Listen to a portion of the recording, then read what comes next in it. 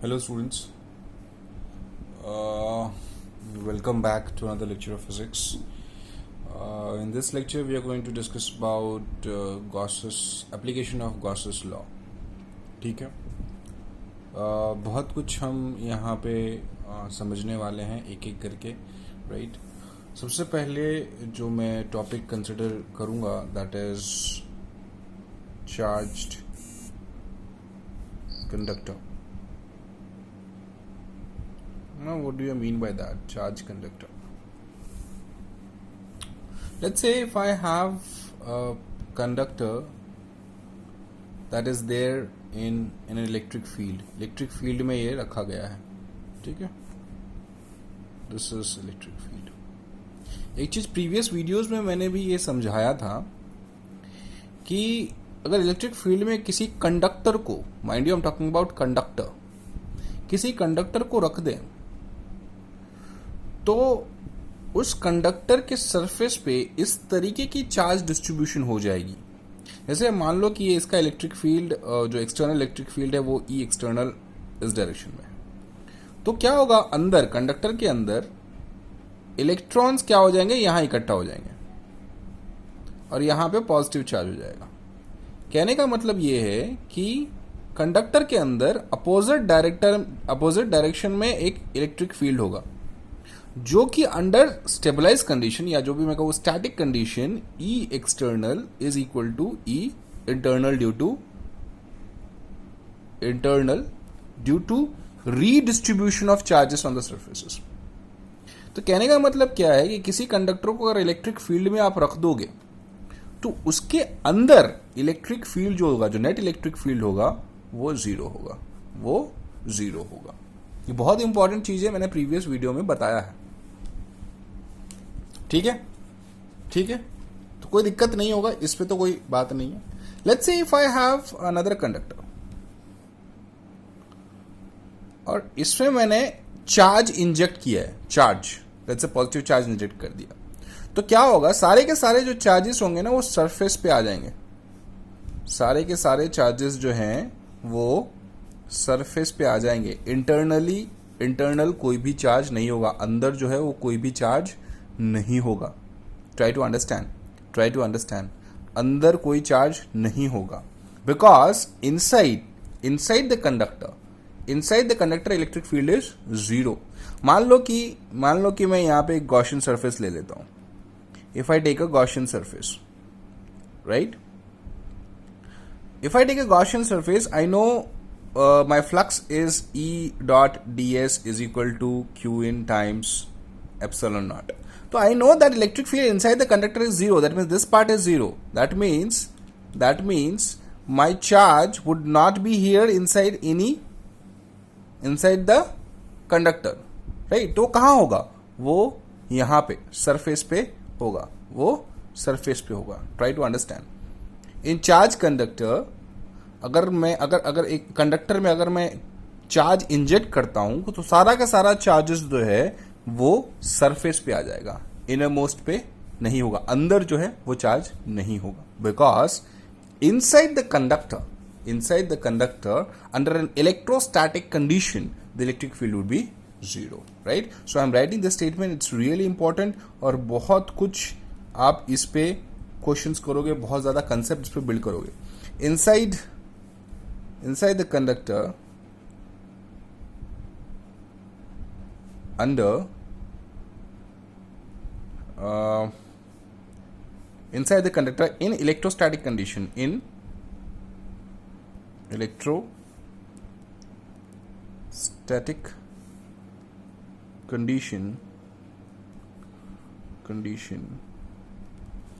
the electric field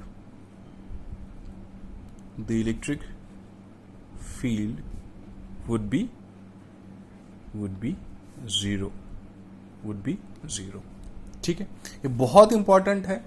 ठीक है, हम आगे जब कैपेसिटर्स पढ़ेंगे तो उस पर ये काम आएगा. आगे बहुत सारी चीजें हम इसके बारे में डिस्कस करने वाले हैं. एक सबसे चीज जो आपको ध्यान रखनी है कि कंडक्टर के अंदर इलेक्ट्रिक फील्ड जो होगा वो जीरो होगा. इस चीज पे आपको फोकस रखना है, right.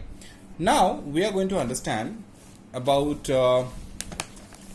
All those electric field जो हमने नॉर्मल तरीके से डिराइव किया था, राइट? Now we are going to derive it by using Gauss's law, तो पहला एप्लीकेशन हमारा होगा that is electric field due to uniformly charge sphere. Electric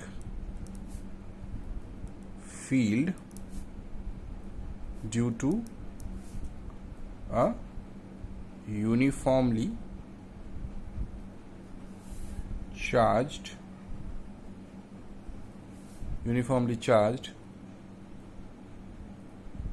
sphere.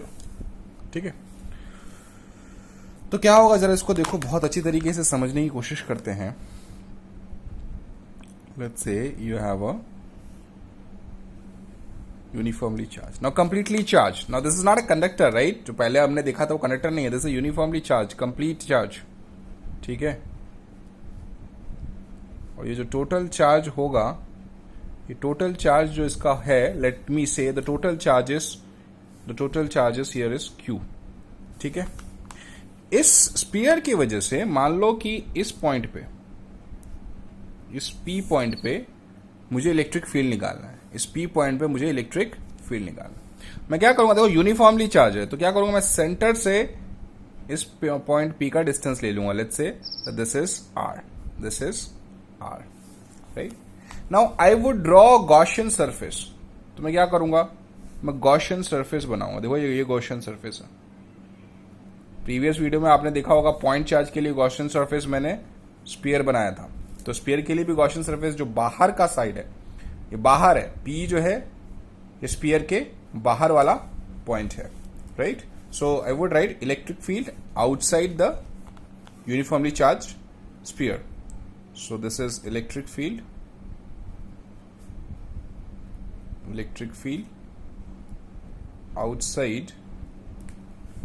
outside the sphere. तो अब देखो ये गॉसियन सरफेस हो गया. I know integral E dot ds is equal to Qn upon epsilon naught. This is what the Gauss law says, right? अब देखो electric field multiply by what is this area of cross section? This area of cross section, Gaussian surface, which is 4 pi r square is equal to 4 pi r square is equal to, now this is Q in total charge Q upon epsilon naught. So E 4 pi r square Q upon epsilon naught. E 4 pi r square Q upon epsilon naught, right? So what would be electric field? So E would be Q upon 4 pi epsilon naught r square. This is the electric field.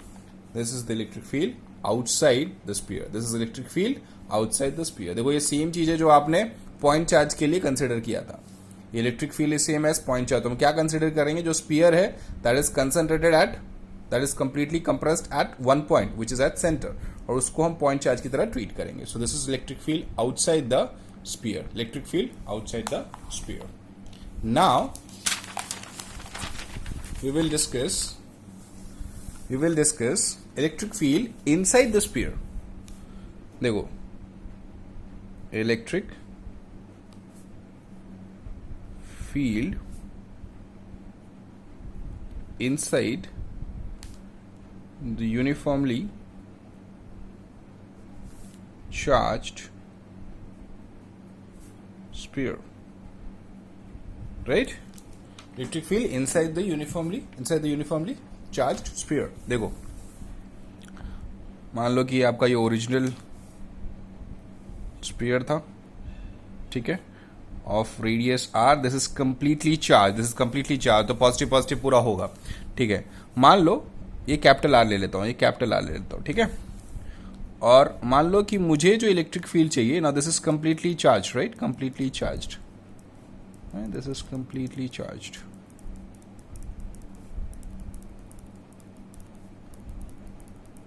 ठीक है, मान लो जो मुझे electric field चाहिए वो इस point पे चाहिए, स्मॉल आर पे चाहिए. तो मैं क्या करूंगा, मैं यहां पे गॉसियन सरफेस बनाऊंगा, ठीक है, यहां पे गॉसियन सरफेस बनाओ। अब यहां पे बात समझने वाली ये है कि ये गॉसियन सरफेस के अंदर का चार्ज कितना होगा, ये गॉसियन सरफेस के अंदर का चार्ज कितना होगा। तो टोटल चार्ज जो मैंने कहा था, तो total charge of the sphere, total charge of sphere जो है that is Q। What is the volume of the sphere? So volume of the sphere आपने पढ़ा होगा, which is 4/3 pi r cube, 4/3 pi r cube. So what is charge per unit volume, which we consider as rho? So charge per unit volume, charge per unit, this is, let me write capital R cube because this is capital R, right? So charge per unit volume is, let me write this as rho, which is Q upon 4/3 pi capital R cube. Q upon 4/3 pi capital R cube. This is charge per unit length. Now what would be the charge inside the small sphere which is of radius R, right? So charge inside the small sphere, right? तो Gaussian surface हमने बनाया ये, which is equal to this rho times the volume of this cylinder, this sphere, which is 4/3 pi small r cube, 4/3 pi small r cube, right? So if I just calculate, this is Q upon 4/3 pi capital R cube multiplied by 4/3 pi small r cube. This will get cancelled. So Q upon capital R cube into small r cube. This is the charge. This is the charge that is present inside the small sphere, right? Now I would use a Gaussian's law. By using Gaussian's law, now listen to me, by using Gauss's law, integral E dot ds should be equal to Qn upon epsilon naught, right? Now E is an electric field multiplied by this surface, which is 4 pi small r square. 4 pi small r square is equal to what is Q in capital Q upon capital R cube into small r cube upon epsilon naught. So this r square and this one r, this will get cancelled. So what I'll get? So I'll get E is equal to 1 by 4 pi epsilon naught Q times R into R cube. Q times R into R cube. This is really important. This is really important, right? You need to understand this. You need to understand this. देखो, अब मैं आपको एक graph बताऊंगा जो कि बहुत ज्यादा इंपॉर्टेंट है। तो देखिए, बहुत ध्यान से देखिए, E इनसाइड जो आपको होगा that is Q upon Q into R upon 4 pi epsilon not R cube, right? 4 pi epsilon naught R cube, and E outside the sphere is Q upon 4 pi epsilon naught R square, 4 pi epsilon naught R square, ठीक है? ये है। तो होगा क्या, आप देखोगे कि ये अगर स्फीयर है तो सेंटर पे इलेक्ट्रिक फील्ड जो होगा ये R0 है, मतलब 0 हो जाएगा और धीरे धीरे इलेक्ट्रिक फील्ड बढ़ेगा, ठीक है? उसके बाद एक्सपोनेंशियली घटेगा। तो अगर मैं ग्राफ बनाऊं मैं, देखो अगर मैं ग्राफ बनाऊं इसका, ठीक है, अगर बहुत लोगों ने ग्रेविटेशन बहुत अगर अच्छी तरीके से पढ़ा होगा तो शायद उनको कुछ चीजें यहां पे समझ में आएगी। सो this is electric field and this is distance from centre which is R. So it's going to increase uniformly. So here E is directly proportional to R, the distance between center and the point where you want to find electric field. और जब इस surface पे आ जाओगे तो उसका electric field आपका क्या हो जाएगा? देखो यहाँ पे जो इलेक्ट्रिक फील्ड होगा, इस पॉइंट पे इलेक्ट्रिक फील्ड होगा that is Q upon 4 pi epsilon naught upon R square, which is the R is the radius of the sphere. उसके बाद ये ये एक्सपोनेंशियली डिक्रीज होगा, एक्सपोनेंशियली ये डिक्रीज होगा। ठीक है, कहीं ना कहीं ग्रेविटेशन में ये ग्राफ आपने देखा होगा, समझा होगा। ठीक है, ये बहुत इंपॉर्टेंट है, इसको बहुत अच्छी तरीके से आप समझें। राइट, कंपेटिटिव एग्जाम्स में, बोर्ड एग्जाम्स में ये सारी चीजें आपको आएंगी। ठीक है, so please do take care about this. Right, I think this is clear. In next lecture, we are going to understand electric field due to a linear charge distribution. Thank you.